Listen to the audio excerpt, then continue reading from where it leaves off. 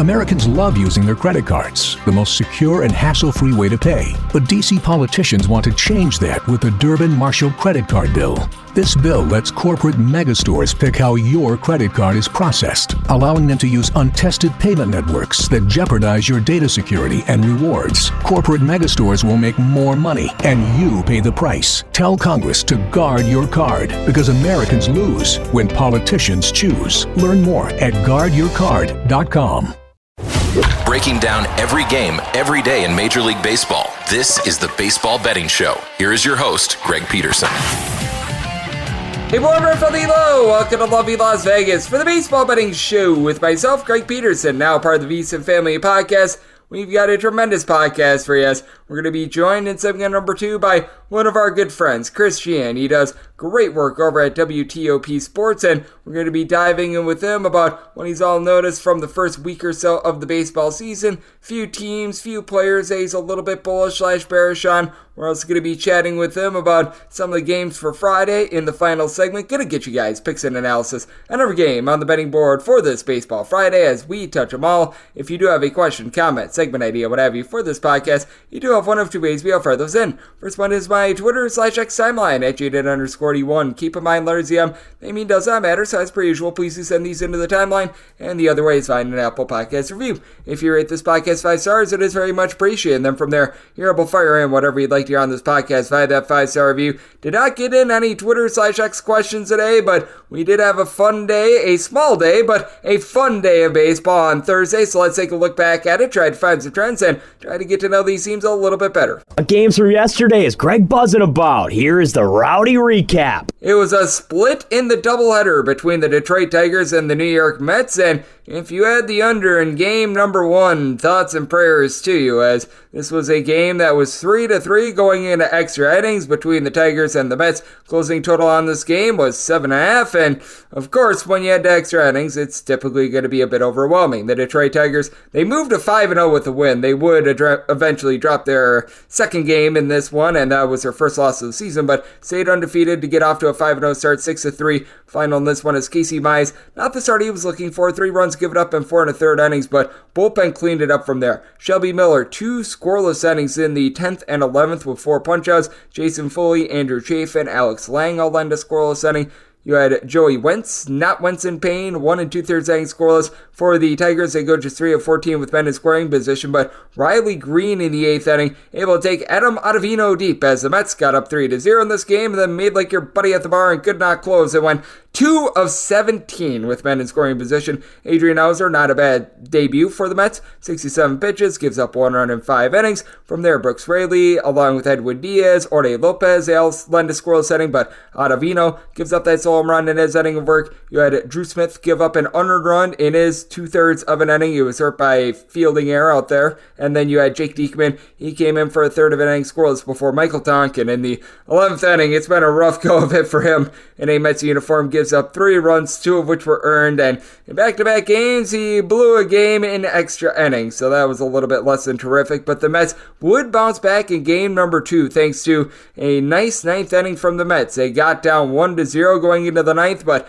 Pete Alonso was able to get a home run in the 9th inning, and then you were able to get a RBI single to be able to walk things off. As for the New York Mets, they get to Alex Faedo, who gave up those 2 runs in his 2/3 of an inning, including the home run to Pete Alonso for Alonso, his second of the campaign. And how about the good start that we saw out of one Mr. Jose Buto? He gives up 1 run over the course of 6 innings, and then for the Mets, this was big for them. 3 scoreless innings out of the bullpen from Reed Garrett to really be able to preserve that group. Meanwhile, for the Detroit Tigers, you had Matt Manning walk 4, but 5 2/3 innings of no-hit baseball before Tyler Holton. He comes in for 2 innings. He gave up 1 at Manning at the time that he was yanked. He was at 90 pitches, so it would have taken a Herculean effort for him to try to be able to complete that no-no, so that's why he got lifted as early as he did, and he had walked 4, so it's not like he was working on a perfect game or anything like that. And for the Guardians, while they weren't perfect, they were able to get it done against the Minnesota Twins. 4-2 the final in this one. As for the Twins, they were having a tough time getting to Tanner Bybee. He gives up 1 run over the course of 5 1/3 innings. For the Twins, they did get a home run off the bat of Edouard Julien, his first home run in the campaign, but that's about all that the Twins did. They went 0 of 12 with men in scoring position, and our good friend Pablo Lopez.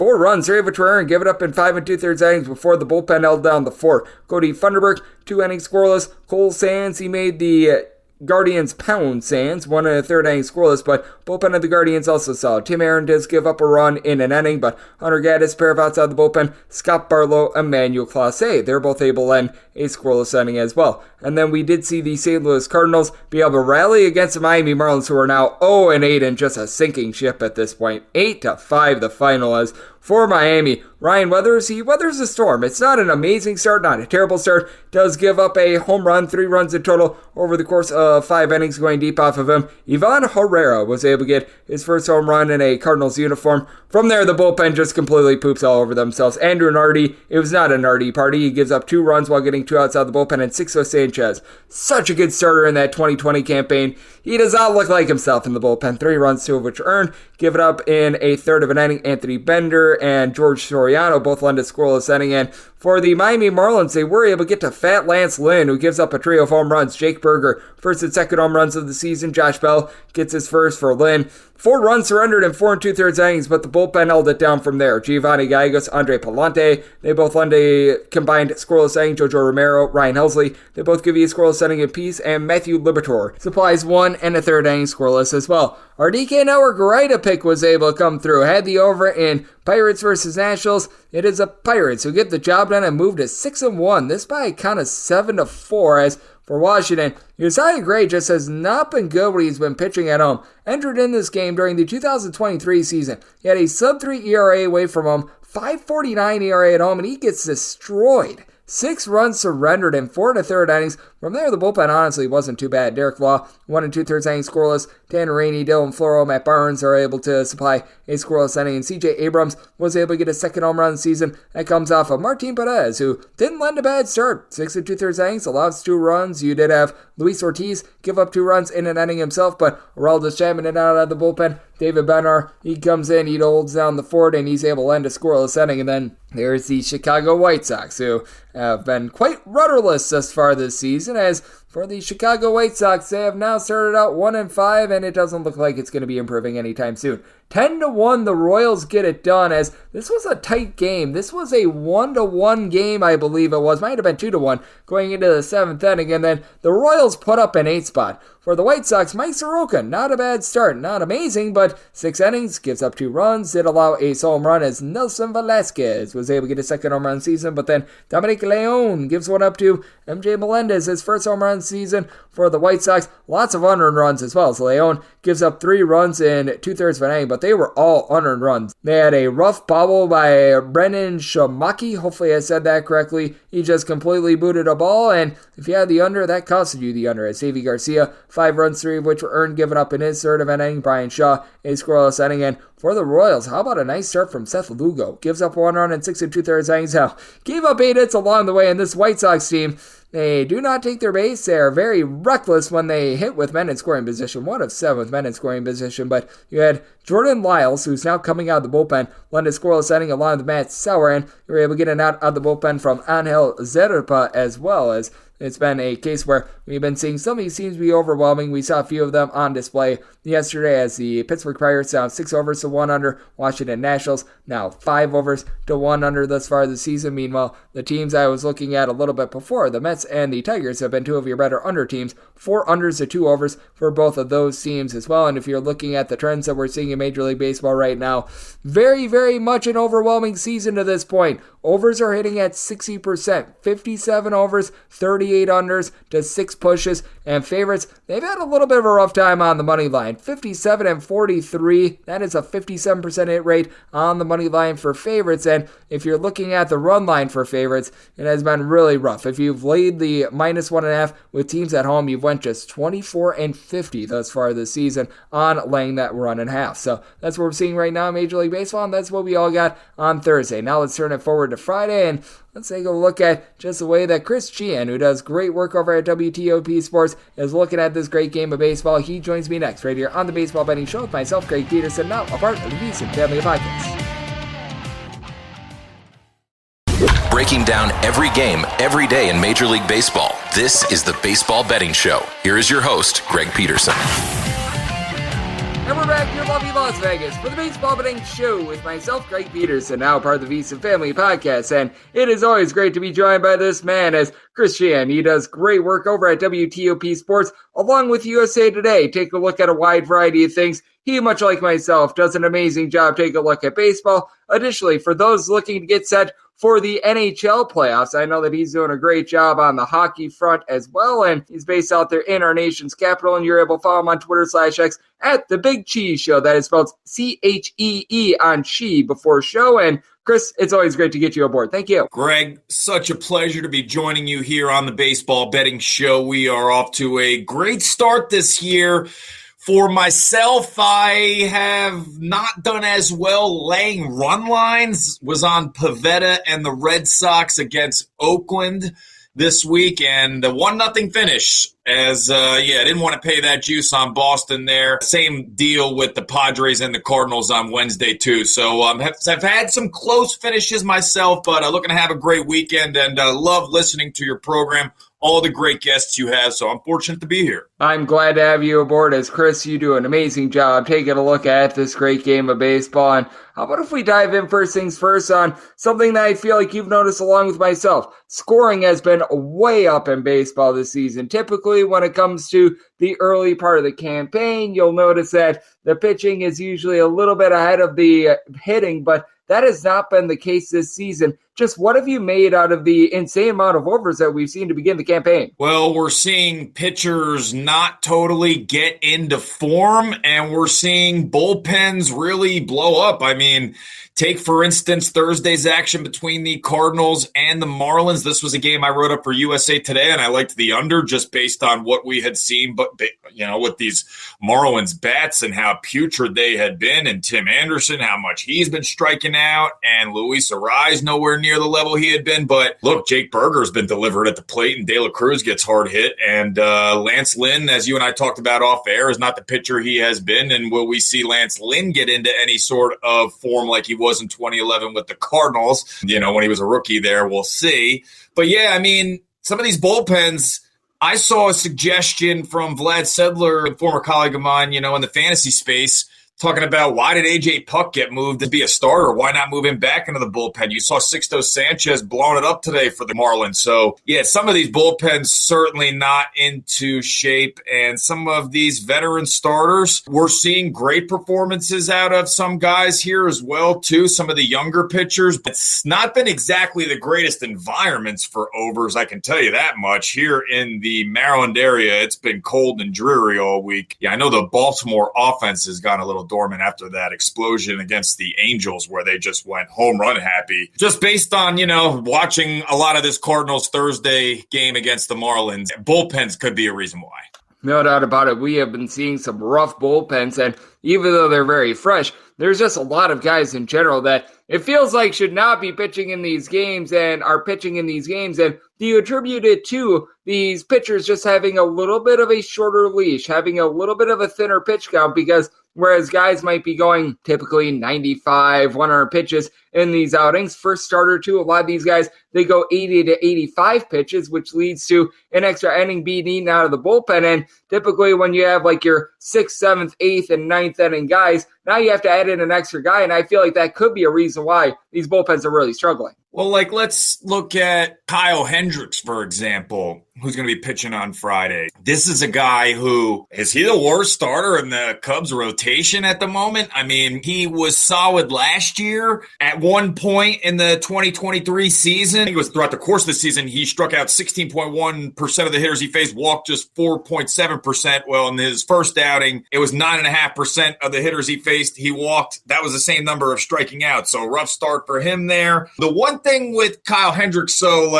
I know I'm not making a whole lot of sense to our conversation here, but he just had a nice velocity, whereas he was throwing the sinker and that four-seamer about 88. So I'm not really all that concerned about Hendricks, and the Chicago pen isn't exactly the Yankees bullpen that we have seen pitch so outstandingly. But yeah, I would say when we're looking at some of these pitchers of veteran stature who can go length, we're not totally seeing it. We're more so seeing kind of in that 4 innings, 5 innings range, and putting a lot of tax on these bullpens early on here. Because, yeah, I think about Garrett Cole, for example. I mean, would you have wanted him if he was healthy, pitching 7 and a third innings in April in this environment anyway? I mean, no, because you're just asking for tax. You have Max Scherzer coming out and saying since the pitch clock inflammation, there's been more stress on these guys' arms. So, yeah, I mean, that could attribute a lot to more runs just being scored in general here, which I guess is good for baseball, right? I mean, I watched that Rays-Rangers game this past week, and that was a low-scoring one, and not exactly the most fun baseball, to say the least. A lot of bloop singles there in the Trop. You know, the runs have been good, at least from an entertainment standpoint. Yep, no doubt about it. We've been seeing a lot more action this year than we have seen early on in past years as well, and it's just leading to some more fun games in general. So that has certainly been a positive of things. And what else has been a positive is really some of these young teams being able to rise up. I'm not sure if there were a few teams that you were a little bit more bullish/bearish on coming into the season, but I thought that the Pirates had a chance to be able to do a little bit of something this year after they got off to that nice 20-8 start last season. They then immediately faded away. Now, I don't know if they're going to be able to keep their success rolling on Friday against the Baltimore Orioles with Grayson Rodriguez going, but that said, I've been quite impressed by the Pittsburgh Pirates, and unlike last season when they got off to that hot start and then completely flailed after the month of April, I think that they've got a bit more staying power this year. Yeah, I can see it. I mean, Brian Reynolds, he was paid to be the man, the hitter there for this Pittsburgh Pirates bunch. I know he leads them in RBI, but I have notes from when you and I would have conversations during last year, and I wanted to find out about Grayson Rodriguez and just how good he was down the stretch there for the Orioles. In the second half of the season, the top half of the ERA leaderboard in the American League was Kyle Bradish, Grayson Rodriguez at 2.58, and then Garrett Cole at 2.60. So, like, Rodriguez, outstanding pitcher. He shut down the Angels on Saturday, only allowing a run in 6 innings pitched. Homer hit by Taylor Ward. I think this is a spot probably where the Pirates do not get the victory. I know that they have some pieces there, and, you know, I just don't know that they necessarily have the staying power against an Orioles team. Look, I mean, Santander is off to a hot start. Adley's 440 OBP. Gunnar Henderson, he's second in RBI. You know, Ryan Mountcastle's getting on base. Jorge Mateo has a steal thus far this season. I think he's like maybe the only one on the team who's got one, and he's a guy I didn't even think was going to be on the team. I thought they were going to trade him last year, but, you know, he's proven that he can play multiple positions, so that helps out there. So, yeah, I would expect Pittsburgh to not get it done against the Orioles in this spot on Friday. Yeah, absolutely. I'm right there with you. I do like the Orioles here. The upside for the Pittsburgh Pirates, it's there, but this is an Orioles team that in general, coming into the season, a lot of places had them more around like a plus 185, plus 190 to win the AL East, and I felt like that line might be a little bit short, but I'm not sure how you feel about things. Even with the Yankees hot start, I do feel like the Orioles are going to be the team to beat in this division, though. I do think that it's, once again, much like last year, going to be one of the best divisions out there in all of baseball. I mean, even Boston at times, you look at the heart of their lineup with Tristan Casas and Rafael Devers, and I'm by no means suggesting that they're going to win the division, but like they're threats, and if Pivetta pitches well enough and they get a decent enough bullpen outings, that remains to be seen out of guys like Kenley Jansen. But Rays are an interesting bunch. Again, told you I watched a lot of their game on Wednesday against the Rangers, and like you would think with Yandy Diaz, what a tank he is at the plate, he would have more power. Doesn't. Randy Rosarena is solid, but like he's not, a top 6 or 7 hitter in this league. I just removed Brandon Lau from the game, and I'm saying to my wife, I'm watching the game next door, I go, get him out anyway for Ahmad Rosario. I know he has like home run power, 21 last year, but I just don't really think Lau is a sustainable guy as your 2-hitter in your lineup. So the Rays are solid. They're going to have Littell pitching on Friday. This is a guy who can put the fastball on the outside corner, 95, 96. Doesn't walk guys. I think for a month last year, he had like the second lowest walks per 9 rate out of 140 pitchers like that. So like, yeah, the Rays, they've got an easy matchup against the Rockies on Friday. They're a squad that's really strong too. And I didn't even mention the Yankees. I mean, we know how good they've been so far this year. Tough series against Arizona. A couple of games there. The lineup's so strong now. I can't believe I'm saying that after their performance last year. But, Soto has been delivering as of early this season. Volpe and his adjustments and his swing have seemed to be paying off. You're getting production out of guys like Oswaldo Cabrera. just, how is the rotation going to hold up? You need Nestor Cortez to be an anchor right now with Cole out. Yep, absolutely. Nestor Cortez in his first 2 starts did not look good, but really that's the only thing that has not been going the Yankees' way. Past that, and you mentioned it, Oswaldo Cabrera has looked like a completely different hitter up there at the plate, so that has been very encouraging to take a look at, as it's always encouraging as well to get Chris Cichon aboard. He does great work over at WTOP Sports, and he's joining me right here on the Baseball Betting Show, and we do have a lot of intrigue when it comes to the slate for Friday. We dove in a little bit on those NL East teams, but how about if we take a look at this game? Because one team that has been a big, giant, rusty anchor thus far this season has been the New York Metropolitans. They're coming off of a rough series against the Detroit Tigers. They were able to look a little bit better in game number 2 after they completely blew the game in game number 1 yesterday. But that said, it's going to be Jose Quintana against Hunter Green and Reds versus Mets with a total of 9. And I'm not sure how you evaluate this Mets team, but I've noticed the last few years they've actually hit a little bit better on the road rather than at home. And I do think that this might be a little bit of a get-right spot for the Mets offense, while the Mets bullpen, after being used for so many innings, I think that they could be finding themselves in a little bit of a slugfest against a young, up-and-coming Reds lineup. Yeah, absolutely. And watching this Mets lineup here, it's a little bit surprising that they have been so offensively inept. I must say, especially watching them in that series against the Brewers, that I thought the McNeil, Hoskins, tussle that they had there, and Hoskins going to crying. Well, Reese was the one who came out on top there. He delivered himself a great series, and the Brewers really surprised me, just absolutely playing better baseball than New York in that sweep. But yeah, the Mets, to me, this offense have Francisco Alvarez. What are we really going to totally see there over the course of the year? Pete Alonso, we know he's got the power. Is he capable of getting on base enough consistently? Probably, yeah. But like Starling Marte, I don't know. To me, this team, I just don't know that in today's baseball, where you do need kind of a mix of young talent, guys who are able to steal. Even though the Marlins take their lumps so far early, one thing I did see out of them Thursday, at least they were running. They had 3 stolen bases. Is New York going to be able to generate sort of that?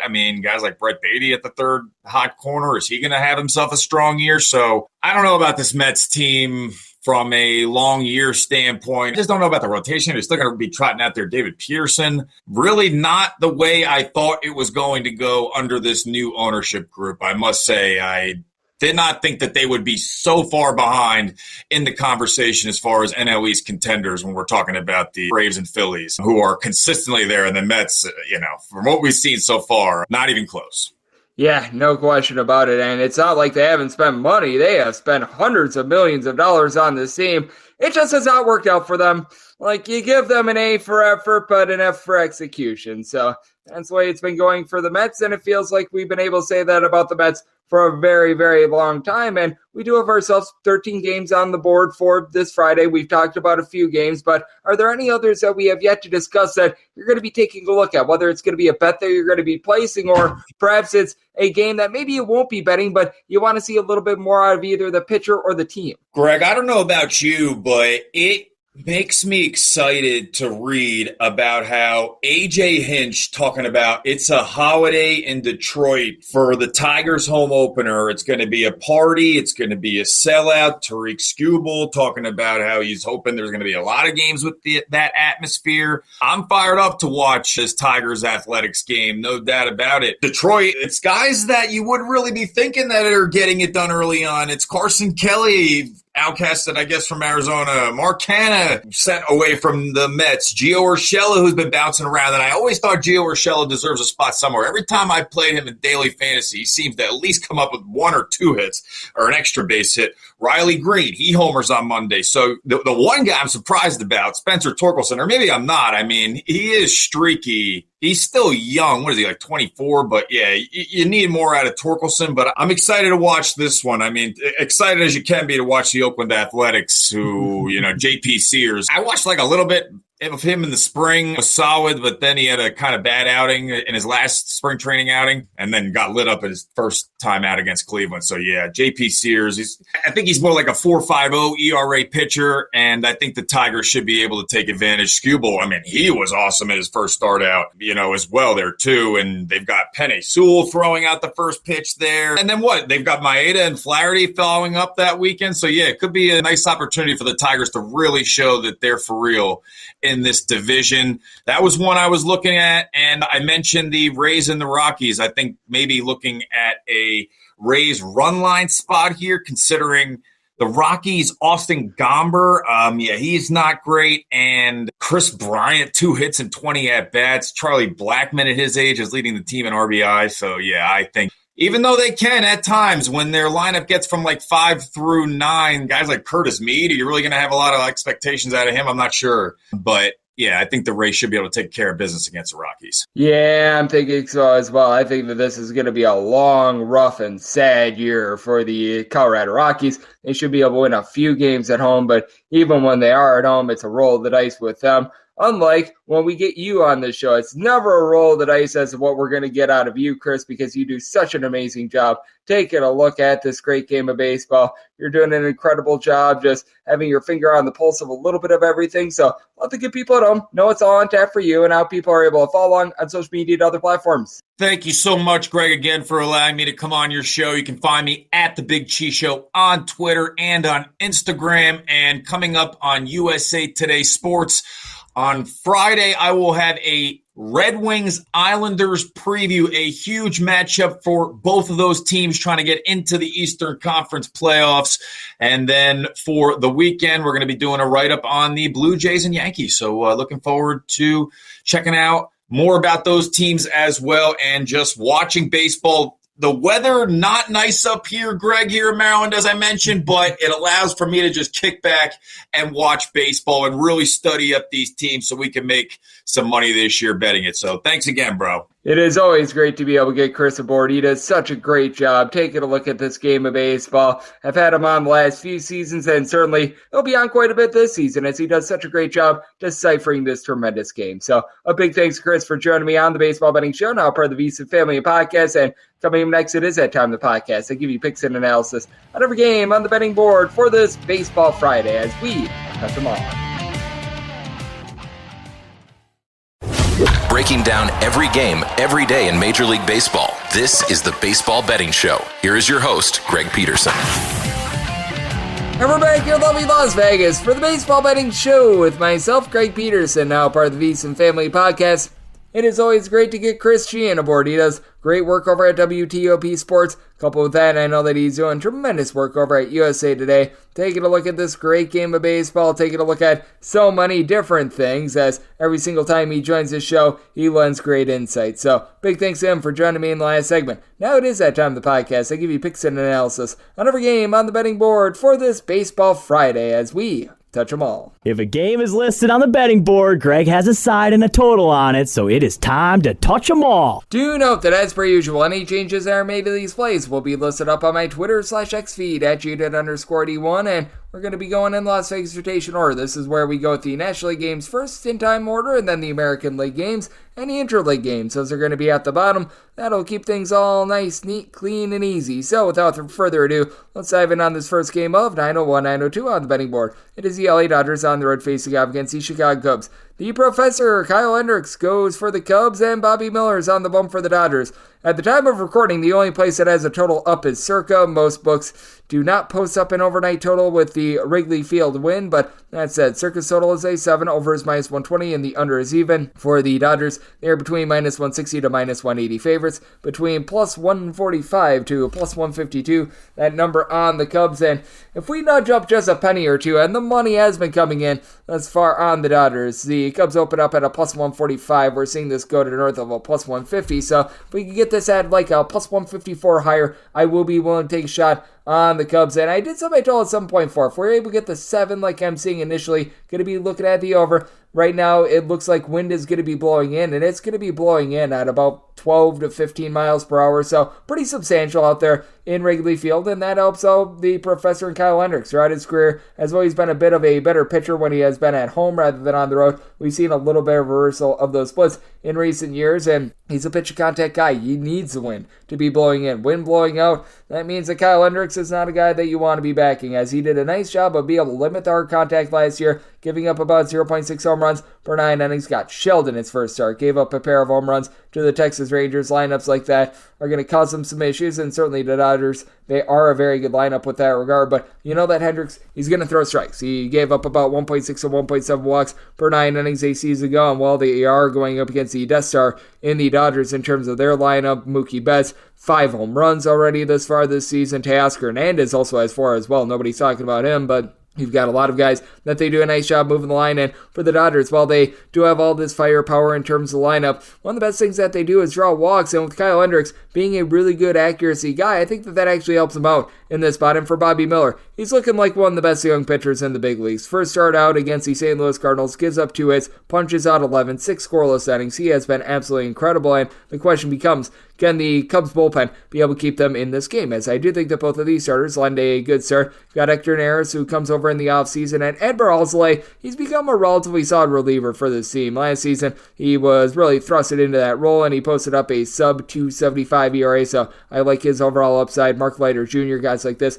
have been solid. I do think that the Dodgers have a leg up with regards to the bullpen. You've got quite a few guys that have become really nice relievers for this team. Evan Phillips has been absolutely incredible. Ryan Brazier, a sub-2 ERA since coming over to the LA Dodgers. Joe Kelly is just untrustworthy, and now they're looking to Dinelson Lamet actually being their closer, but for the Cubs, really balanced lineup in general. You're probably not going to have anyone give you north of 25 home runs unless if that's Cody Bellinger, but Christopher Morel, C.A. Suzuki, Dansby Swanson, Ian Happ, these are all guys that are able to give you a 275 plus average. These are all guys that do a solid job, give you some functional power. Suzuki already with a pair of home runs, so at a 7, I would be looking at the over. I just think that you've got enough firepower with both of these teams, and with Kyle Hendricks and his just comfort level in general pitching in Chicago, I'd be looking at a plus 154 or greater if we can get it. Mostly seeing right around about plus 152. I think when it's all said and done, with the Dodgers being the team that they are, should be able to get that plus price to go along with a 7 over. 903, 904 on the betting board. The San Diego Padres hit the road face off against the San Francisco Giants. Jordan Hicks goes for the Giants, and Dylan Cease is on the bump for the Padres, and the Padres are finding themselves as very slight underdogs. You're able to get them anywhere between even money and plus 105, between minus 115 to minus 122. That number on San Francisco, 7.5 to 8 is the total. On the 7.5, overs between minus 115 to minus 120, unders between even and minus 105. On the 8, unders between minus 115 and minus 125, with the over between minus 105 and plus 105. I did set my total at 7.3, so I do like the under, especially getting an 8 under, especially if we can get that minus 115. I am going to be in on the under, but for the Padres, needed at least a plus 105 to be able to get there. I mean, it's just right there, but at the plus 105 that I'm seeing at Circa right now, I am going to be willing to ride with the San Diego Padres. Now, the big issue that you do have with Dylan Cease, the walks, and it's always the walks with him. He last season had right around 4 walks per 9 innings, but strikeout stuff, it's always magnificent. Even in his first start, he didn't give the world's greatest start, ironically enough, against these very San Francisco Giants. Gave up 3 runs, 2 of which were earned in 4 2/3 innings, but still got 6 strikeouts in that game, and this is a rematch of pretty much what we got a week ago, as in that game, Jordan Hicks, 5 scoreless innings. He looked very, very good. Struck out 6, only walked 1. I still have my question marks with him as a starter, though, and it's a Giants bullpen that backs him up really well. Rogers squared. Both of these guys are able to do a nice job being able to hold down the fort. If you need a little bit of length, someone like a Ryan Walker is able to come in, hold down the fort, and Camilo Duvall, a tremendous closer. And for the San Diego Padres, even though they are going to be without Josh Hader, they let him go in the offseason. You've got Angel De Los Santos and Randy Peralta, a pair of guys that they picked up in the offseason. I like both of those. Pedro Avila is able to be a little bit more of a long guy for the team. Tom Cosgrove last year at a sub-275 ERA, and the Padres, they just seem like a better offense this season, even without Juan Soto, because you pick up Luis Campusano, who's able to shore up a catcher spot that was oh so bad for the team last season, and Fernando Tatis Jr., Manny Machado. These two guys already have a combined 5 home runs. Like the way that they're looking. Jake Cronenworth, looks much better than he did a season ago. And Xander Bogaerts, he had a 285 average, and he had about like 20 or so home runs last season. I expect a little bit more out of him as well. Throw in there someone like an Ah-Sung Kim, and I think that you're looking at something big. The issue that the Padres had last season was hitting with men in scoring position, and feels like without those expectations, pressure is off of them a little bit. It feels like they're just a little bit more loose in general. And then for the Giants, they did a nice job in the offseason, picking up Jorge Soler, picking up Matt Chapman. Both of these guys already have 2 home runs apiece. Michael Conforto is looking for a return to prominence. He's already got 3 home runs to begin the season. It's just such a better San Francisco Giants lineup than they had a season ago. Last season, they were in the bottom 2 in the National League in terms of run creation in the second half of the season. They have yet to get Mike Yastrzemski online, but now with all the pickups that they had in the offseason, he's a little bit more of an ancillary piece. The Giants still have enough depth to be able to really platoon guys in and out, so I do like that aspect of things, but this is one of the most pitcher-friendly ballparks in all baseball. I think that Dylan Cease is going to go out there and deal, and I do think that Jordan Hicks, while I still have a few question marks with him as a starter, I do think that he's going to be able to lend another good start against a Padres team that he did dominate the first time around. So here at a 7.5 to an 8, I'm looking at the under, so my total is 7.3, and I'm going to be willing to ride with the Padres at a plus 105 or higher. Now we have my DK Network right to pick 905, 906 on the betting board, the Cincinnati Reds. Yes, we are on to Cincinnati. They play us to the New York Mets. Jose Quintana is on the bump for the Mets, and Hunter Green goes for the Reds. The Reds are between minus 122 to minus 130 favorites, between plus 110 to plus 115. The number on the Mets, total on this game is 9. The over is between minus 105 to minus 115, and the same goes for the under. And my write-up, that is going to be on the over.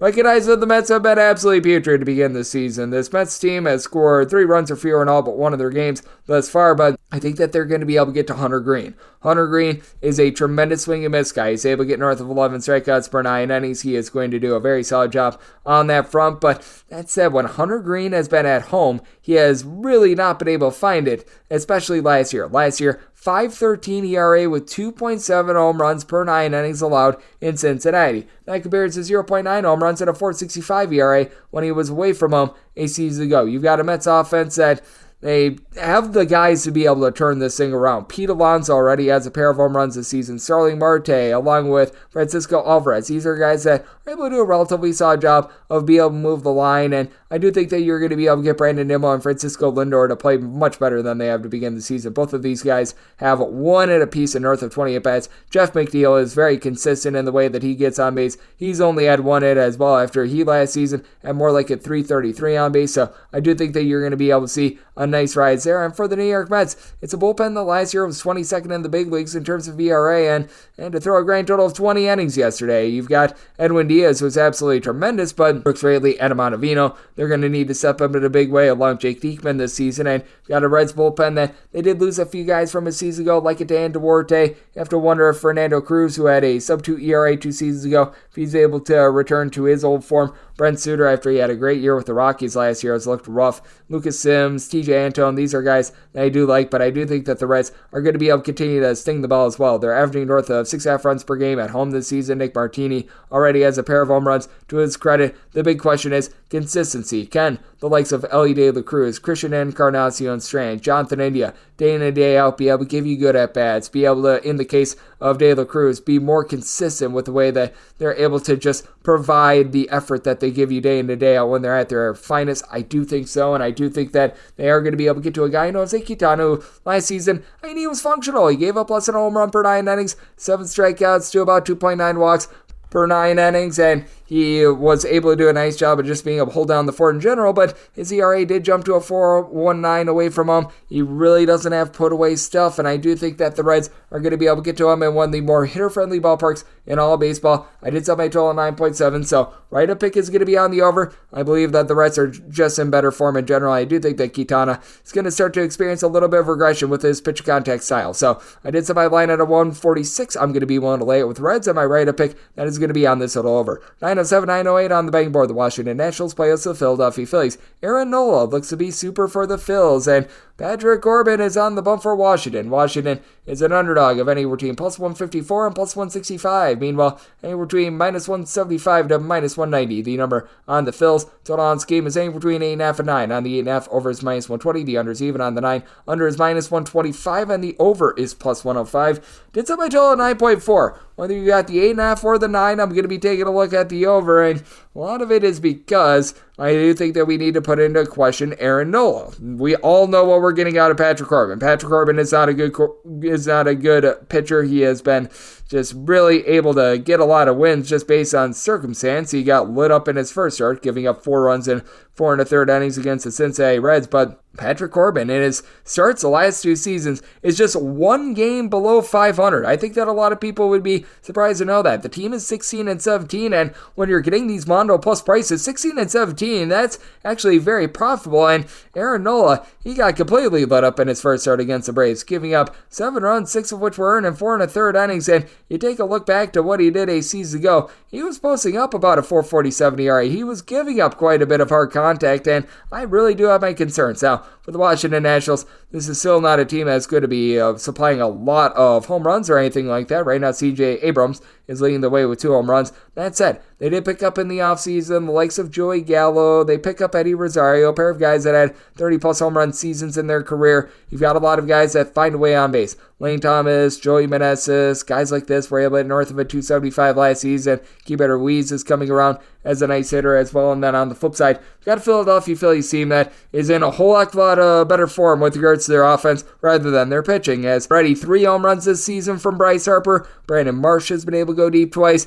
Trey Turner is having a little bit of a rough start to the season, much like a season ago, but I have to feel like he and Nick Castellanos going to be able to pick it up really other than Yohan Rojas, who just is out there for his glove and his glove only. You don't really have too much of a break with regards to the Phillies lineup, but I just noticed this year in and year out. The Phillies bullpen always starts out very slow, and we've noticed that thus far this season. Sir Anthony Dominguez along with Jose Alvarado, they've had a relatively rough start to the season. Gregory Soto is in much better form this year than he was a season ago, and Junior Marte, Jeff Hoffman, I do think that there's a little bit of upside there, but that said, I do have my concerns with regards to this bullpen, and for the Washington Nationals, it's not as if this bullpen is terrific or anything like that, but got a guy in Kyle Finnegan who's able to close out games. There are times where he just has complete and utter mental lapses, but all in all, I do believe that he's going to be in for a relatively decent year. They pick up Derek Law in the offseason, which is a pickup that I do like. Jordan Weems is relatively solid, along with Hunter Harvey, so I do think that for the Nationals, they're starting to become a little bit too much of an underdog. I said my total at 9.4, as I do think that both of these starters get lit up, so I'm looking at the over. For the run line of the Phillies, that's right around about minus 110. I was willing to lay up to a minus 110, so I see a little bit of value in terms of both the money line and the run line. I'm certainly not going to bet both, and personally, I would rather take that plus money line on the Washington Nationals. So, looking at the Nationals on the money line and the over, 909, 910 on the betting board, it is the Arizona Diamondbacks. They are on the road. They're facing off against the Atlanta Braves. Spencer Strider goes for the Bravos, and Tommy Henry is on the bump for Arizona. Arizona is a sizable underdog, anywhere between plus 215 to a plus 235. Meanwhile, anywhere between minus 250 to minus 270 is the number on the Atlanta Braves, and total on this game is 8.5. The over is minus 120, the under is even, and if you're looking at the run line of the Braves, that's between minus 125 to a minus 135, and I'm willing to lay up to a minus 138 with this Braves run line. I'm going to be willing to buy in. Now, I do recognize that Spencer Strider, at times he can give up the deep ball, but I mean, the guy has been able to do a nice job working on his walks. When you're able to get north of 12 strikeouts per 9 innings like he's able to be walking about 3 guys per 9 innings, you're certainly going to accept that. Meanwhile, for Tommy Henry, this guy's just never really been able to put it together. He doesn't have a lot of swing and miss in the arsenal. You look at what he was able to do a season ago. Yes, he posted up a 4.15 ERA, but did so while only being able to get about 6.5 strikeouts per 9 innings. The ball's in play time and time again with him, and he's backed up by a bullpen that is okay. It's not great. It's not terrible. Joe Mantiply needs to step it up. He at one point was an all-star reliever and just hasn't been able to find that form in recent years. You've got Luis Frias, who is always a little bit of a roll of the dice. Scott McGough, I think, should be in for some positivity, but not sure what to expect out of him moving forward. And for Tommy Henry, he had a 4.88 fielding independent a season ago, and had his issues when he was away from home, posting up a 5.05 ERA in games played away from home. He was giving up about 1.7 home runs per 9 innings, and he is backed up by an Arizona Diamondbacks lineup that has been one of the best in the big leagues to begin the season.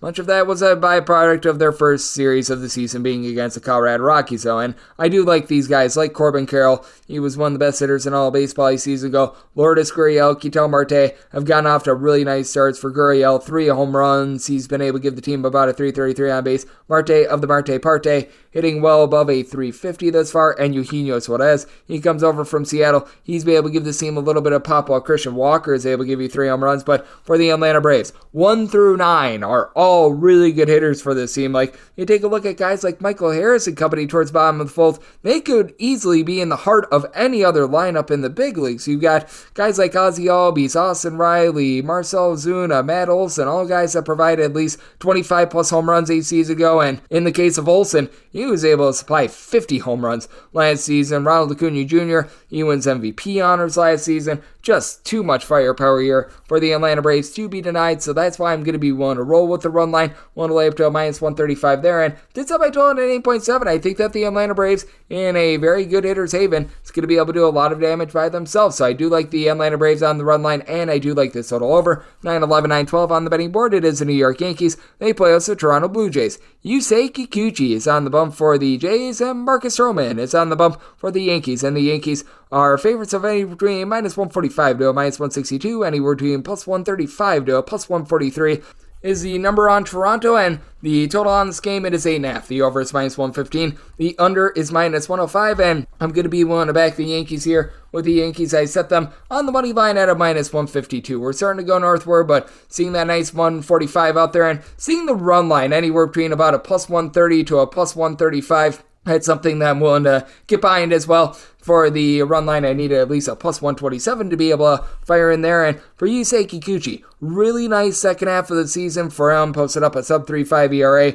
after the All-Star break for the Toronto Blue Jays after he was just giving up bomb after bomb after bomb. And I do have a fear that he's going to regress once again in his first start of the season. Gives up 3 runs over the course of 4 1/3 innings, including a home run and 3 walks. And 2 seasons ago, he was giving up darn near 5 walks per 9 innings. Now, do have my question marks with Marcus Stroman as well. He was very much getting by on a lot of weak contact when he was over there with the Chicago Cubs, and you tell that first half of the season he was getting very fortunate on balls in play. When that ran out, his luck really ran out, and then he landed on the injured list and could not recover from there. In his first start, he gave up 3 runs, but they were all unearned, which is why he's entering into this game with a ERA of 0, but fortunately for him, the New York Yankees are just absolutely mashing right now. Very good return to form for this offense. Juan Soto is exactly what they needed. He's already got a home run. He's providing north of a 400 on base, drawing walks, being able to put the ball in play. That's big, and that takes the pressure off of Aaron Judge, who has had a little bit of a rough start to the season, but when he had the 62 home runs a few seasons ago, he had, I believe, no home runs through the first 6 or 7 games of the season as well. So I would say with Aaron Judge, be a little bit patient there, and I mean, guys sometimes just get off to rough starts. Anthony Volpe as well as Cabrera, though, they're not off to rough starts. Both of these guys providing well north of a 375 on base. They both have been able to hit the deep ball a little bit as well. And for the Toronto Blue Jays, the only pitcher in that series against the Houston Astros that they got runs off of was Josh Hader. So they have the ability to do it, but right now they just are not providing any offense. Justin Turner has been a relatively good addition for the team. He's already been able to supply the team with a home run, hitting above 300. He is the only guy that has seen north of 15 at-bats this season as hitting above a 250, though. That's a big, giant issue. You've right now got George Springer, Vlad Guerrero Jr., Bo Bichette, all these guys that we know and love in a funk, and these guys, when it's all said and done, are going to give you 20-plus home runs. They're going to be able to find a way on base, but there are just times where you can't hit, and right now, the Blue Jays, they just have not been able to supply that, and for the Blue Jays, with having a pair of top-flight relievers out of the fold, and Jordan Romano, Eric Swanson, that does lead them to having a shortage of options. They need Yimi Garcia to be better than he was a season ago. I like the game of Tim Meza, but all in all, it is a bullpen that is dealing with those ailments. Meanwhile, Ian Hamilton was one of the better relievers and one of the more underrated relievers in the big leagues. He, Jonathan Loaizaga, all do a good job of being able to get the ball to Clay Holmes. Jake Cousins was very solid when he was with the Milwaukee Brewers, has been a little bit shaky this year, but I do think that he's going to be able to find it as well. So, circumstance where I did set the Yankees at a minus 152 on the money line, but I'm going to bypass that. I'm going to lay the run and a half, as I do think that they are going to be able to get to Yusei Kikuchi. So, laying a run and a half with the Yankees at a plus number, did set my total at 8.7, so here at the 8.5, also looking at the over.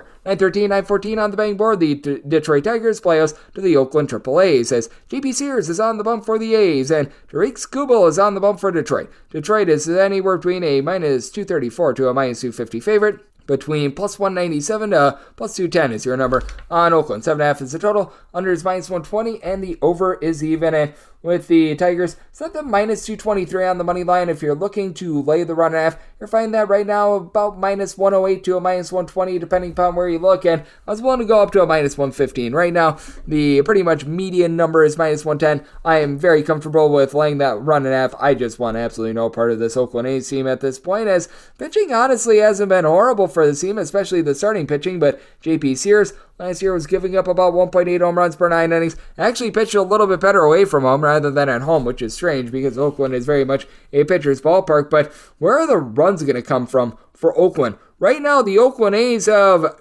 had more errors than they've had runs generated thus far this season. Like, that is about as bad as it gets. Zach Galoff has not been able to piggyback off of a nice end of the year last year. J.D. Davis has been a nice pickup. He's been able to give the team a pair of home runs, but he's pretty much the only guy that's hitting for the team. Esteury Ruiz, who was one of the best base stealers in all of baseball last year, he got demoted to the minors. You got Brent Rooker, who can't hit to save his life right now. It is really, really rough, as you've got Danny Jimenez, who's been a relatively decent relief piece. Why they have Mason Miller in the bullpen, I have absolutely no idea, but I mean, he's a good bullpen piece, I guess, because he's not starting where he should be. Meanwhile, for the Detroit Tigers, it's a whole greater than the sum of its parts bullpen. They did have to use up quite a few guys yesterday, but I think that they're going to be all good to go in this one. And you don't have that one feature guy, but guys like Alex Lang, Andrew Chafin, you've got Will Vest, so many different guys that at the end of the season, I have a feeling they're going to end with a sub-3.5 ERA, like Tyler Holton as well. And for the Detroit Tigers,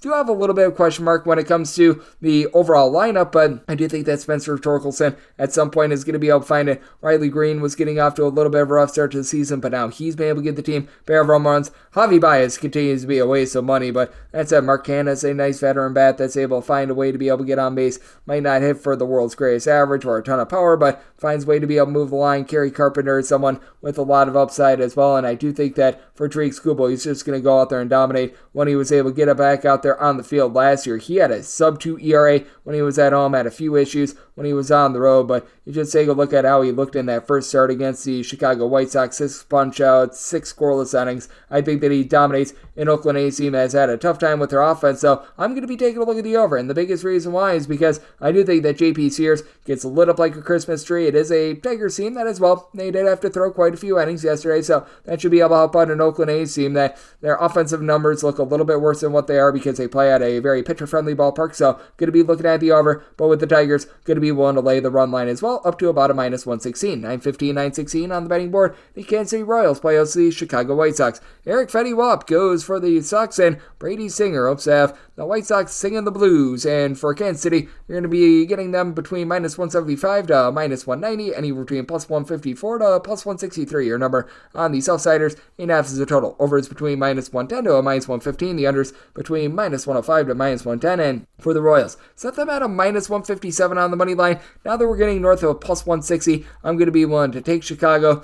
It's a rough Chicago White Sox team, to say the least, but I loved what Eric Fetty did in the KBO a season ago. He had north of 10 strikeouts, so about like 1.7 walks per 9 innings, posted up a 2 ERA with the NC Dinos, and we saw in his first start, it might be able to translate. He did give up a pair of runs in that start against the Detroit Tigers and did give up some hard contact, but struck out 7. The stuff just looks so much better than it ever did when he was with the Washington Nationals at the MLB level. And then you've got someone in Brady Singer who's one of the most unlucky pitchers in all of baseball last season, and I do think that we're going to be able to see him rise up this season. He had a fielding independent that was darn near a point lower than his ERA a season ago, and for Brady Singer, over the years, he's been able to work on his walks, as he, in his first 2 seasons at the big league level, was giving up north of 3.5 walks per 9 innings. That was more around 2.7 to 2.8 walks per 9 innings a season ago. Pitches out there in Kansas City where I wouldn't say that it's pitcher-friendly. I wouldn't necessarily say that it's hitter-friendly either. It's a pretty neutral ballpark, and for Brady Singer, after he got off to a really rough start to the season last year, he was just getting lit ablaze. He was able to find it a little bit more towards the back half of the season. Last 19 starts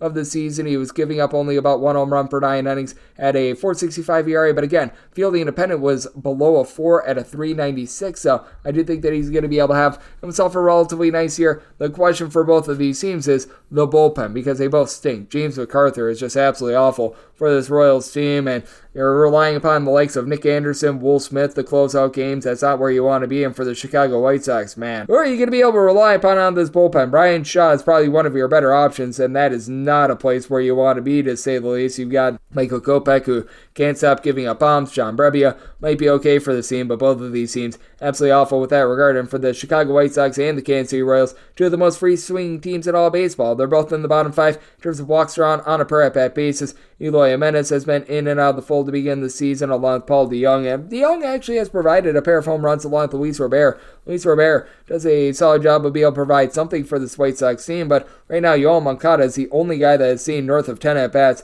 and it's hitting above a 250. That is not a place where you want to be. Some of these guys like Nicky Lopez and company are just giving you a big giant nothing burger. Meanwhile, for the Royals, they do have the better lineup in this one. You gotta love what Bobby Witt Jr. is able to do. Had a big second half of the season last year, setting north of 400 to begin the season this year. I do think that that's going to tail off a little bit, but you love the fact that he, Salvador Perez, Miguel Garcia have all been able to give you multiple home runs. Nelson Velasquez, he's a nice home run hitter for this team as well. You still have some question marks with the likes of Kyle Isabel, Freddie Fermin, guys like this, but overall it is a Royals team that's starting to rise up a little bit with that regard. But I do think that both of these starting pitchers are going to be able to give you really, really nice starts, and the reason why I just can't take the Royals here is that I just can't rely upon this bullpen. I did set my total at 7.9. I do think that all the damage that's going to be done is going to be due to the bullpen relief pieces. So here at a 8+, I'm going to be taking a look at this total under, and I'm going to be willing to take north of a plus 160 shot here on the Chicago White Sox. 9-17, 9-18 on the betting board. The Houston Astros are on the road facing off against the Walker Texas Rangers, as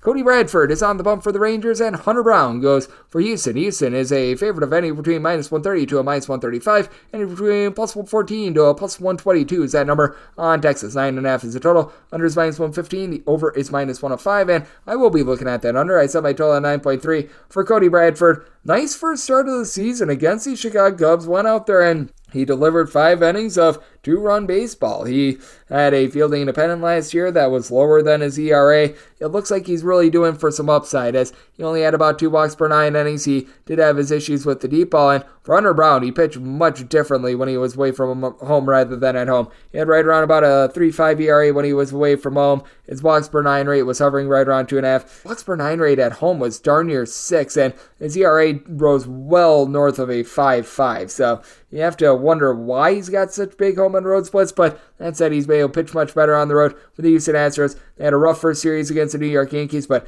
now they're firing all cylinders, as you've got Kyle Tucker, Yenier Diaz, Jeremy Pena, Yordan Alvarez, Jose Altuve, all being able to give this team multiple home runs. You've got Alex Bregman once again in his yearly funk to begin the season, but have to wonder about some of the ancillary guys. Mauricio Dubon, Jose Abreu, they look a little bit lost at the plate, so it's been a bit all or nothing for these Astros hitters. Meanwhile, for the Texas Rangers, 1 through 9, it's just a force for the team. They pick up Jared Walsh in the offseason. He has made himself known. He's already hitting well north of a 350 with a home run. Adolis Garcia, he's got 3 bombs to his name. Corey Seager continues to be one of the best hitters in baseball in terms of being able to get on base. Wyatt Langford, he has yet to be able to crank out a home run, but you can tell that the at-bats are looking relatively solid. He's getting on base, so that's something that you do like to see. And for the Rangers, this is a much improved bullpen from a season ago with David Robertson along Kirby Yates entering into the fold. You've got Jose Leclerc, who's able to do a relatively solid job of being able to close things out. And for the Houston Astros, they are missing some of the depth that they've had in past years in the bullpen. Now they're going to be looking to guys like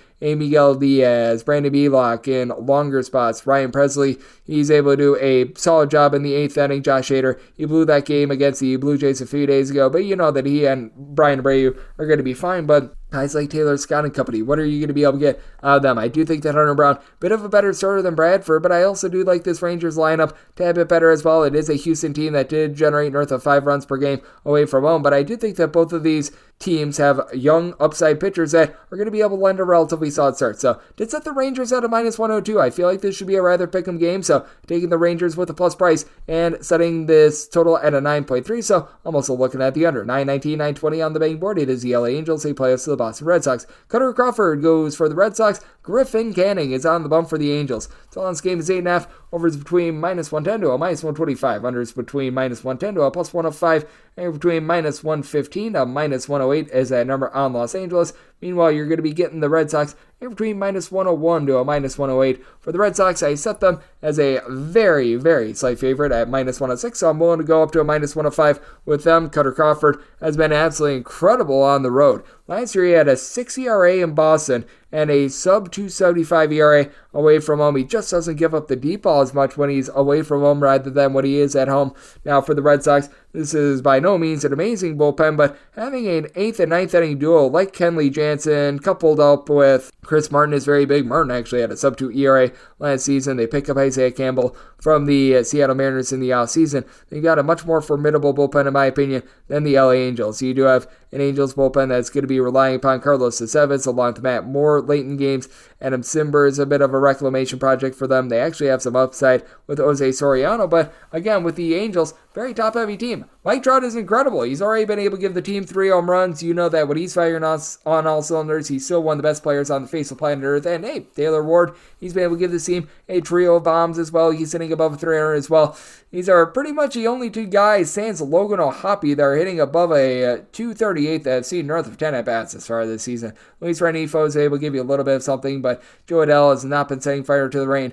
Aaron Hicks, after a nice back half of the season last year, has just not been able to provide much. Zach Neto, you've got your big-time question marks there. And for the Boston Red Sox, I absolutely love the way that Rafael Devers is able to hit both lefties and righties, and the pickup of Tyler O'Neill is big. The Red Sox were lacking a bit of home run power outside of what you're able to get out of Rafael Devers, so that helps out a whole ton.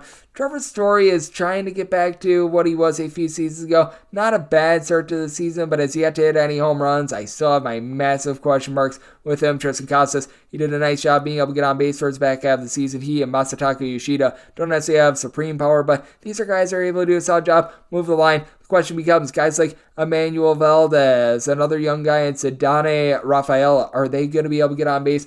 I have a little bit more faith in them rather than the Angels, even though Griffin Canning, he's a relatively good starter, and he's able to give you quite a few swings and misses. He had a rough start to the season, giving up 5 runs in 5 innings in that game against Baltimore, but I do think that this is a relatively high upside pitcher. He actually gave up those runs to the Miami Marlins, not the Baltimore Orioles, but that said, I take a look at Griffin Canning. The overall stuff is there. It feels like the command has gotten a little bit better throughout the last few seasons as well, and I do think that this is going to be a tight game, but in the end, I do like the Red Sox by just hair. I did set my total at an 8.7 here at the 8.5. I do like this total over, as I do think that both of these bullpens have their issues, and we'll take the Red Sox on the money line. 921, 922 on the betting board. The Tampa Bay Rays are on the road facing off against the Colorado Rockies. Austin Gomber looks to Gomber up the Rays, and Zach Little hopes to come up big for Tampa Bay. Tampa Bay is a favorite, if any, between -160 to a -170, between +142 to a +152 is your number. On Colorado, 12.5 is the total. Unders -115, the over is -105. If you're looking at that Rays run line, you're going to be laying between -108 to a -115.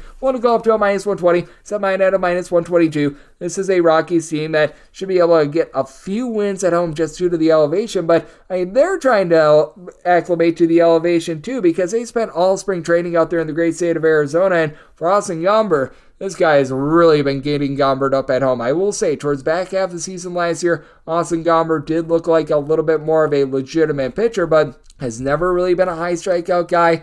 If his stuff is just not on point, it just feels like he leaves himself very vulnerable to just giving it up like he did last season, where last season he posted up a 5.50 ERA, giving up about 1.7 home runs per 9 innings, and again, 5.5 strikeouts per 9 innings. A pitch-to-contact guy out there in Colorado, that is not something that you want to see, and that bears out in the numbers. He had a 7.05 ERA at home while giving up about 1.8 home runs per 9 innings. It goes up against a Rays lineup that you've got a lot of guys that are just very solid. You're going to have a lot of guys that go off for 20 home runs. I don't know if you get necessarily that 30 home run guy, sans Isaac Paredes, who had 31 a season ago, but guys like Andy Diaz, Randy Arozarena, they're relatively solid hitters that move the line but also provide some powers amid Rosario. Got my question marks with him, but I really like Jared Calabreo. He's a nice guy in terms of being able to move the line, find a way to be able to get on base, so I think that he's going to be big for the Rays moving forward. And for the Colorado Rockies, you've got guys like Michael Toglio that just do not belong in a starting lineup as of right now.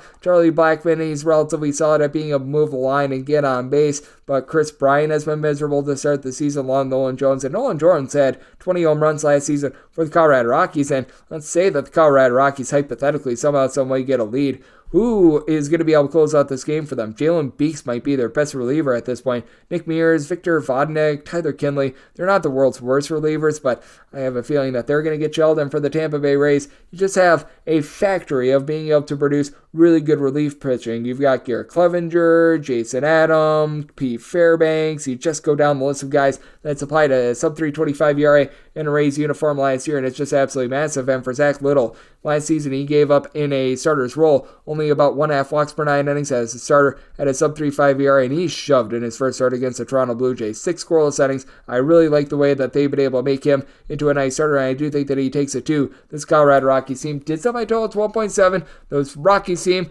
well, they are rocky in terms of their overall pitching, and I think that they get shelled here, so I'm looking at the over, and I'm going to be willing to take the Rays on the run line, willing to go up to -120. 923, 924 on the betting board. The Baltimore Orioles are on the road facing off against the Pittsburgh Pirates. Grayson Rodriguez goes for Baltimore, and it is Jared Jones on the bump for the Buccos. And for the Pirates, you're going to be finding them as an underdog of anywhere between +120 to +124. Meanwhile, between -130 to -142 is that number on Baltimore. 8 to 8.5 is the total on the 8. Overs between -115 to a -120. The unders between even to -105 on the 8.5. Unders -120 and the over is even. I did said the Orioles at a -143. I'm going to be willing to roll with them. Grayson Rodriguez really had his struggles towards the beginning part of the season last year. First time around, he had north of a 70 ERA before he got demoted back to the minor leagues again, but on that second call-up, he had a sub-3.35 ERA. The strikeout numbers did dip towards the back half of the season last year, but I mean, the command, it was so much better, and in his first start, he did give up a home run in the early part of it against the LA Angels, but past that, he looked really good once again. It feels like he's figured out how to pitch at the big league level, and then and on the flip side, someone that is very much looking to be able to pitch at the big league level, Mr. Jones, who had really good stuff at the minor league level. I just do have a question mark as to how long it's going to take him to just really be able to rein everything in. In his first start, he did have a pair of walks, struck out 10. I mean, the raw stuff, it is there for Jared Jones, but is he going to suffer from a little bit of what Grayson Rodriguez did a season ago? Is he going to try to do a little bit too much? Is he going to need to take his lumps before he's able to really step it up? Because you take a look at what Jones did at the minor league level a season ago. 3.85 ERA. He was giving up about 3.5 walks per 9 innings, had good swing and miss stuff, much in the way of someone like a Grayson Rodriguez from a season ago. And for Baltimore, you've got just so many good professional hitters on this team. You've got Anthony Santander as your main home run guy. He's been able to give you a pair of home runs, but likes of Ryan Mountcastle, Adley Rutschman, Gunnar Henderson, these are all guys who are probably going to give you about 20, maybe a few more home runs with Ryan Mountcastle, but they do a nice job being able to move the line, find a way to be able to get on base. And then you've got situational guys like Ryan O'Hearn, Jordan Westberg that do a nice job of being able to just know their role, know that they need to hit righties, lefties, whatever the split is, and they do a tremendous job on that front. Meanwhile, the Pittsburgh Pirates are right now averaging north of 6 runs per game. They have really been able to find it. Brian Reynolds, O'Neill Cruz, these guys give you good power. They find a way to be able to get on base. I really like Brian Hayes in the way that he's able to move the line as well. Not too much of a power guy, but Michael A. Taylor, I do think that his .480 batting average is going to go down, but that was a nice addition for the team. Question mark becomes some of these younger guys like Jack Swiniski, Henry Davis, who they've shown flashes. Can they be a little bit more consistent? And for the Pirates, can they continue to get good bullpen pitching? As you've got Aroldis Chapman, David Bednar. These are two guys that are very good towards back half of games. Do have a little bit of question mark when it comes to more of those 7th to 8th innings, but I do like what Hunter Stanton brings to the table. And for the Baltimore Orioles, you do lose Felix Bautista, but you still have Yennier Cano, who's been absolutely amazing. Now, the question mark that you've got is our good friend Craig Kimbrell. What is he going to be able to provide night in and night out? But all in all, I do feel confident about this bullpen. Mike Bauman, Jacob Webb, these are two guys that gave you a sub-4 ERA last season, and Dylan Tate 2 seasons ago was relatively solid. Getting him back, I think, is paramount for the Orioles. So I'm going to be looking at the Orioles on the money line, semi-total at 8.4 as well. So here at the 8, I would rather take the 8 over rather than the 8.5 under with the way that the Pirates have started out the season with regards to their hitting and the fact that Jones, I feel like, might be lacking command behind a little bit. So do like the over, and with the Orioles, willing to lay up to a minus 142 on that money line, and we wrap things up with 925, 926 on the betting board. The Milwaukee Brewers plays the Seattle Mariners. Logan Gilbert goes for Seattle. Freddie Peralta is on the bump for the Brewers, and the Brewers are between minus 112 to minus 125 favorites, and between plus 110 to plus 102 is your number on Seattle. 7 is the total, over is minus 120, the under is even, and with this total, I did some at 8.2. I'm going to be looking at the over. Freddie Peralta throughout the years has really had his struggles early on during seasons, and for the Seattle Mariners, I actually do like what I've been seeing out of this lineup just a little bit. They had a rough go of it against the Cleveland Guardians, but a lot of teams are going to, and especially in the most pitcher-friendly ballpark in the big leagues. But Ty France, after he had a little bit of a rough year last year, he's been able to hit north of a 300 thus far. You have to feel like J.P. Crawford is going to be able to pick it up along with someone like a Dominic Canzone. Both of these guys hitting below $150. Orde Polanco has had a little bit of a rough start to the season, but if you can get Julio Rodriguez going in, he's been throughout his career a little bit of a slow starter. That's going to be massive for a Seattle team that faces off against a Brewers bunch that has Freddie Peralta, who's able to give you north of 10 strikeouts per 9 innings, but the walks are always a concern. He, throughout his career, has given you north of 3 walks per 9 innings. Had a really nice first start against the New York Mets, but again, that's against the New York Mets. In his first 10 starts a season ago, was posting up north of a 4.5 ERA, was really lacking command, but he is going to be backed up by one of the best bullpens out there in the big leagues. Elvis Figueroa, Joel Payamps, Abner Uribe. These guys all posted up a sub-3.5 ERA a season ago. JB Bukakis is someone that I like as well with some upside. And Milwaukee is a little bit more of a hitter's ballpark. Not a supreme hitter's ballpark, but you know what? It's going to help out those offensive numbers. Love what I'm seeing out of Christian Yelich right now. Pair of home runs. He's doing a nice job getting on base. Rhys Hoskins 2 seasons ago, before missing all of last year due to injury, he was a 25-plus home run guy per season. Bryce Terang has actually done a nice job getting on base. Now, I've got my question marks with Bryce Terang, and that's a big thing for the Brewers. Can someone like Terang, Sal Frelick, you're able to take a look at the young 20-year-old who just recently got his first career home run in Jackson Chourio? Are these guys going to be able to step up? And for the Seattle Mariners, do like this bullpen as well, but they're dealing with a few injuries, most notably to Matt Brash that has them a little bit limited. Gregory Santos is currently on the injured list as well. You still have so many guys like Taylor Cicado, Gabe Spire that are able to give you some solid innings. I'd like Andres Munoz towards back half of it as well, but I do have my question marks with Logan Gilbert as well. He really doesn't have home and road splits. He pitches relatively the same wherever he is. He's always been a good but not great strikeout guy. Last year gave up fewer than 2 walks per 9 innings, about a 3.73 ERA. He's going to give up some contact, but at the same time, he's not going to beat himself. And I do think that this total just set a little bit too low. I did set the Brewers at a minus 118 on the money line, seeing the minus 112 that I see at circa. I'm going to be willing to lay that, and I'm going to be looking at the over, and that'll wrap things up for the Friday edition of the Baseball Betting Show, now part of the VSiN Family Podcast. And a big thanks to Chris Cichon. He does great work over at WTOP Sports, along with USA Today. He joined me in the last segment. If you do like hearing from this fine podcast, Baseball Betting Show, you're able to subscribe wherever your podcasts, Apple Podcasts, Google Play, Spotify, Stitcher, and TuneIn. If you have a question, comment, think of an idea, what have you for this podcast, you have one of 2 ways to be able to throw those in. First one is my Twitter/X timeline at JD_41. Keep in mind, Larsium, the name does not matter, so as per usual, please do send these into the timeline. And the other way is find an Apple Podcast review. If you rate this podcast 5 stars, it is very much appreciated. From there, Rebel Fire, and whatever you'd like to hear on this podcast, via that 5-star review coming at you guys every single day throughout the baseball season. That means I'm coming at you once again tomorrow. Thank you so much for tuning in.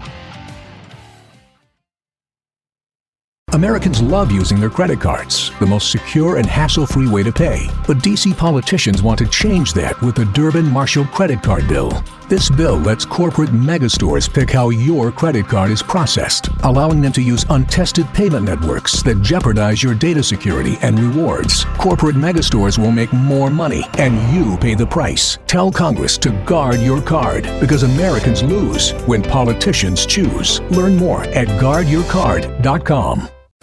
If you work in quality control at a candy factory, you know strict safety regulations come with the job. It's why you partner with Grainger. Grainger helps you find the high quality and compliant products your business needs to inspect, detect, and help correct issues. And the sweetest part is, everyone gets a product that's as safe to eat as it is delicious. Call 1-800-GRAINGER, click Grainger.com, or just stop by. Grainger, for the ones who get it done.